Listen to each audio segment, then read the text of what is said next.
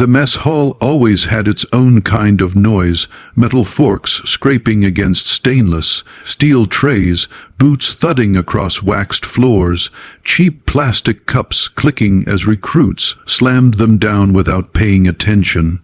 It was the soundtrack of exhaustion and routine, the kind of environment where people stopped noticing each other and only cared about calories, caffeine, and a few minutes of silence before the next round of orders. But on that particular afternoon, something in the air was different. It wasn't the food, it wasn't the schedule, it wasn't even the weather outside, which had been a predictable humid gray all week. It was her. The moment she stepped through the double doors, heads turned, not all at once, not dramatically, but in small, sharp glances passed between Marines like static. Reactions varied, a raised eyebrow, a stiffening posture, a smirk barely suppressed. Some looked confused, others looked annoyed, a few looked entertained already, as if they sensed something worth whispering about was about to unfold. She walked with a calm, composed confidence that came from years of discipline, not arrogance. She didn't swagger, didn't look around for approval, didn't even acknowledge the attention that silently rippled through the hall. Her boots hit the ground in a steady rhythm, no rush, no hesitation. Her uniform was clean, crisp, squared away in a way that only someone with obsessive standards or elite training bothered with. Most people assumed the latter, they just didn't know how right they were. Her face carried the look of someone who had been up since before sunrise, and probably had no intention of resting until long past dark. There were faint shadows under her eyes, scars along her knuckles, and an unmistakable stillness in her expression, the kind that came from surviving more than most people in that room could imagine. But most Marines didn't see stillness. They saw quiet, and they mistook quiet for weakness. She grabbed a tray but didn't eat. She never ate in loud public spaces. Old habits didn't break easily.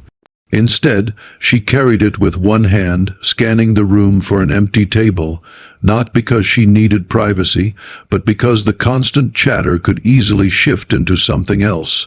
Her presence had already stirred the water. She could feel it. Groups of Marines huddled around tables paused mid-conversation, some pretending not to look, while others didn't bother hiding their curiosity. A few whispered behind cupped hands. A few narrowed their eyes, some smiled in that way that wasn't friendly at all. They didn't recognize her unit patch, deliberately vague, generic enough to blend in but specific enough to say, "Don't ask questions." But Marines asked questions anyway. Especially bored ones, especially ones who smelled an outsider, especially ones who had something to prove. The mess hall wasn't just a place to eat. It was a battlefield for egos, especially among younger troops who operated on adrenaline, rivalry, and the constant need to measure themselves. If they couldn't be the best in training or the toughest in PT, then they'd try to dominate socially, and if that didn't work, they'd turn to bullying. She had seen this pattern 100 times, 1,000 maybe. She also knew how it ended, but she wasn't here to start anything. She wasn't even supposed to be noticed. Her transfer orders were classified, her presence temporary, her mission elsewhere. The mess hall was just a checkpoint between flights, something she had hoped to move through without attention. No such luck. At the far table, a group of Marines leaned closer together, glancing at her with poorly hidden amusement. One of them, broad shoulders, squared jaw, the unmistakable posture of someone who lived for confrontation, nudged the Marine beside him and said something that made the others chuckle. His gaze locked on her, unblinking, territorial. He recognized her calm as challenge. He recognized her silence as defiance. He recognized her strength as a threat, and so he stood up. The scrape of his chair echoed across the room. Even without looking, she sensed movement, the kind of shift you feel in your spine before danger gets close. His boots moved in her direction, slow, deliberate, hungry for an audience. The mess hall grew quieter, conversations tapering into curious silence. She didn't turn around, she didn't brace, she simply breathed once, slow and steady, preparing for whatever was coming. Because she knew, long before he even opened his mouth, this wasn't about food, it wasn't about rank, it wasn't about her, it was about him needing a fight, and he had just chosen the wrong target. The Marine's shadow stretched across the polished mess hall floor long before he reached her table. She didn't turn, didn't flinch, didn't give him the satisfaction of reacting. She simply stood at the tray return, setting her untouched lunch aside with calm precision. Behind her, snickers traveled through the room, not loud, but sharp enough to slice the silence. A few Marines straightened in their seats, sensing entertainment. Others leaned forward, elbows on tables, waiting. Every step the Marine took was heavy, purposeful, the gait of a man who believed he owned any room he walked into. His uniform sleeves were rolled high, revealing veins and fresh training scars. His jaw was clenched, and his expression was the kind young men wore when they wanted a fight but needed a reason. He walked like a storm disguised as a soldier. When he reached her, he stopped close, too close. His chest nearly brushed her shoulder. His breath hit her ear. He stood with an invasive confidence that came from being surrounded by friends, by familiarity, by a rank system he assumed he understood better than she did. But he understood nothing. "Hey," he said, loud enough for everyone to hear, "you lost." She didn't answer, not because she couldn't, because she didn't want to play whatever game he was setting up. Silence was often a more powerful weapon than words. Her lack of response made him smirk, the kind of smirk that carried challenge, arrogance, and a dangerous desire to provoke. He leaned in closer. "I said, are you lost?" Slowly, she turned her head, not fully, just enough for her eyes to meet his. Her gaze was calm, too calm. Something in that stillness almost made him step back, but pride kept him rooted. Pride and the cluster of Marines behind him who were watching with the excitement of children gathering around a schoolyard fight. He planted his hand on the edge of the counter beside her, effectively caging her in. She glanced at his hand, then at the room behind him. Every eye was on them now. "What's the matter?" he said. "Cat got your tongue." Still no reaction. He wasn't used to being ignored, not by recruits, not by peers, and definitely not by a woman who looked, at least to him, like someone fresh out of basic training. Frustration curled his lip. "You think you're better than us, or something." Another Marine from the group called out, "Maybe she don't speak English, Sarge." Laughter rippled through the room. Her breath exhaled slowly through her nose, controlled, almost meditative. She wasn't angry. Not yet. She wasn't scared either. She was calculating. The Marine finally stepped around her, planting himself directly in her path. His boots hit the floor in a hard stance, shoulders squared, chin lifted, eyes challenging her to make a move.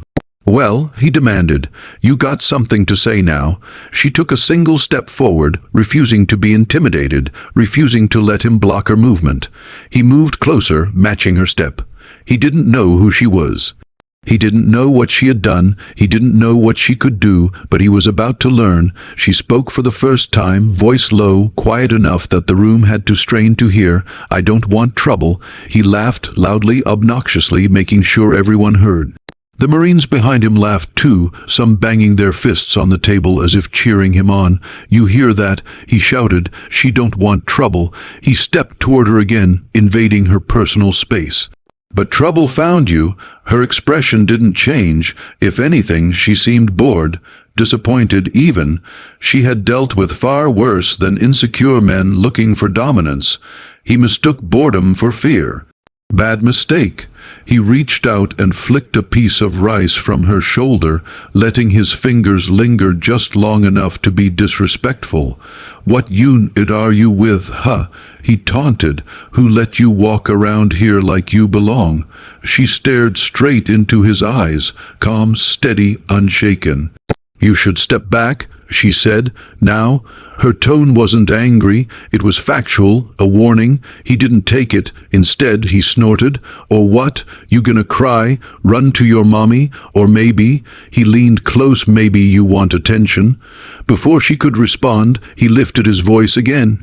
Hey, boys, he shouted. Watch this. Chairs screeched, soldiers rose, eyes widened. She knew what was coming before he even moved. The tension snapped in the air. The mess hall was no longer a place for lunch. It was a fuse waiting to ignite, and the Marine was about to light it. He moved before anyone could blink. The Marine's hand shot forward, flat and forceful, striking her shoulder with the kind of shove reserved for bar fights and boot camp intimidation rituals. It wasn't a playful bump. It wasn't a warning tap. It was deliberate. It was meant to embarrass. It was meant to send a message. Her body jerked backward half a step, not because he was strong, but because she allowed it. She let the momentum carry her, evaluating angles, distances, the echo of boots behind her, the placement of tables, the number of bystanders. Her training kicked in instinctively, cataloging every detail in the span of a heartbeat. But he didn't see calculation. He only saw weakness. Oh, one Marine jeered from behind him. She almost fell. More laughter followed, immature, sharp, echoing off metal tables and tile floors. The shoved woman stayed silent. The Marine puffed up like a rooster who thought he'd won a fight he hadn't even begun. He rolled his shoulders, cracked his knuckles, feeding off the attention around him. His ego expanded with every snicker, every chuckle, every approving nod from the pack behind him. He smirked at her again. What's the matter? Can't stand up straight. She didn't respond. She straightened her posture slowly, deliberately, like someone rising through water instead of air. Calm, balanced, centered. Her breathing stayed steady.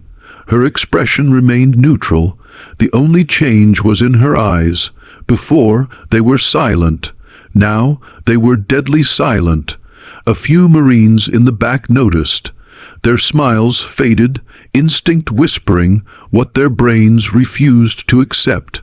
This wasn't a normal confrontation. This wasn't someone who needed defending.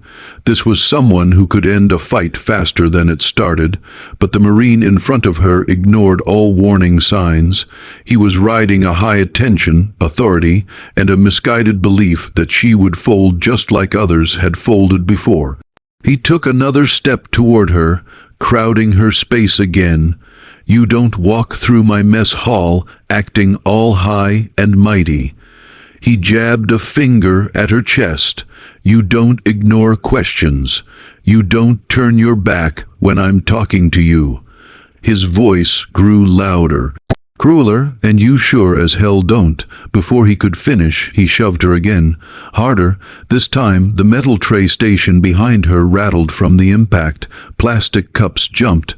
A few utensils clattered to the floor. The sound cut through the room like a warning shot. The mess hall grew quieter, not silent, just quieter, like everyone suddenly remembered what it felt like right before a storm hit. Her jaw tightened for half a second. Not from fear, not from pain, from patience thinning to its final thread. She took another breath, slow, steady. She didn't want to escalate. She didn't want to reveal anything. She had come here to pass through quietly, invisibly. A ghost among uniforms, but ghosts don't get shoved. Ghosts don't get mocked. Ghosts don't get treated like they don't belong. The Marine circled around her, spreading his arms wide like a ringmaster presenting a show. Look at her, he called out, standing there like some tough girl. Come on, do something. Soldiers laughed again, but their laughter wavered at the edges. A few shifted uncomfortably. A few exchanged glances, uncertain, uneasy. The Marine didn't notice. He leaned in again, face inches from hers. "What, you gonna hit me?" His grin widened. "Go ahead. Give me a reason. I dare you." She didn't blink. He mistook stillness for surrender. Then he made the mistake that shattered the room. He planted both hands on her shoulders and shoved with full force. Angry, reckless, loud. She staggered backward 2 steps and collided with the edge of a metal table. The impact sent food trays crashing to the floor, rice scattering, vegetables sliding, sauce splattering across the tile. The noise exploded through the hall. The laughter stopped instantly. For a moment, all you could hear was the clatter of the last rolling cup spinning on the floor. She stood frozen, not because she was overwhelmed, but because she was processing the limits of her restraint. She felt heat flicker in her chest, not emotional, but tactical, measured, controlled. Behind the Marine, his buddies stared with wide eyes. Their expressions were no longer amused. The line had been crossed so blatantly that even they knew things were about to go somewhere none of them had expected. The Marine puffed his chest, adrenaline drunk, triumphant. "Yeah," he snarled. "That's what I thought. You don't belong here." He didn't finish, not because he didn't want to, because something in her face finally changed. Not anger, not fear, not hesitation. Just one expression, resolve. The room's temperature dropped, and every Marine in that hall felt it.